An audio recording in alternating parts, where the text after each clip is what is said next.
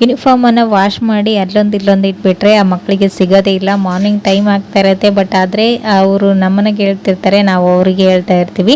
So ಹಾಗಾಗಬಾರ್ದು ಅಂತಂದರೆ ನೀವು ಈ ರೀತಿ ಫೋಲ್ಡಿಂಗ್ನ ಮಾಡಿ ಸ್ಕೂಲ್ ಯೂನಿಫಾರ್ಮ್ ಇಡೋದ್ರಿಂದ ಮಕ್ಕಳು ಈಸಿಯಾಗಿ ಎಲ್ಲನೂ ತೊಗೊಳ್ತಾರೆ. ಸೊ ಟೈ ಆಗಿರ್ಬೋದು, ಬೆಲ್ಟು ಮತ್ತು ಸಾಕ್ಸ್ಗಳನ್ನು ಈ ರೀತಿ ಫೋಲ್ಡ್ ಮಾಡ್ಕೊಳ್ಳಿ. ಸೊ ನೋಡ್ತಾ ಇದ್ರಲ್ವ, ನಾನಿಲ್ಲಿ ಪ್ಯಾಂಟ್ ಆ್ಯಂಡ್ ಅದರ ಮೇಲ್ಗಡೆ ಇರುವಂಥ ಟೀ ಶರ್ಟ್ನ ಫೋಲ್ಡ್ ಮಾಡೋದು ತೋರಿಸ್ತಾ ಇದ್ದೀನಿ. ಇದ್ರ ಒಳಗಡೆ ನೀವು ಬೆಲ್ಟ್, ಸಾಕ್ಸ್, ಟೈ ಎಲ್ಲನೂ ಇಟ್ಕೊಳ್ಬೋದು. ಸೊ ಈ ರೀತಿ ಫೋಲ್ಡ್ ಮಾಡಿ ಇದನ್ನು ಈ ರೀತಿ ಫೋಲ್ಡ್ ಮಾಡಬೇಕು. ಸೊ ನೋಡ್ತಾ ಇದ್ದೀರಲ್ವ ವಿಡಿಯೋದಲ್ಲಿ, ಈ ರೀತಿ ಫೋಲ್ಡ್ ಮಾಡಿದ ನಂತರ ಇದನ್ನು ಪಾಕೆಟ್ ಥರ ಮಾಡಿ ಇಡೋದ್ರಿಂದ ಇದು ನೀವು ತೆಗಿಯೋವರೆಗೂ ಔಟ್ಸೈಡ್ ಬರೋದಿಲ್ಲ. ಇದರಲ್ಲಿ ಇರ್ತಕ್ಕಂಥ ಎಲ್ಲ ವಸ್ತುಗಳು ಮಕ್ಕಳು ಏನೆಲ್ಲ ಇದೆಯಲ್ವಾ, ಸಾಕ್ಸ್, ಟೈ ಎಲ್ಲನೂ ಸೇಫ್ ಆಗಿರುತ್ತೆ.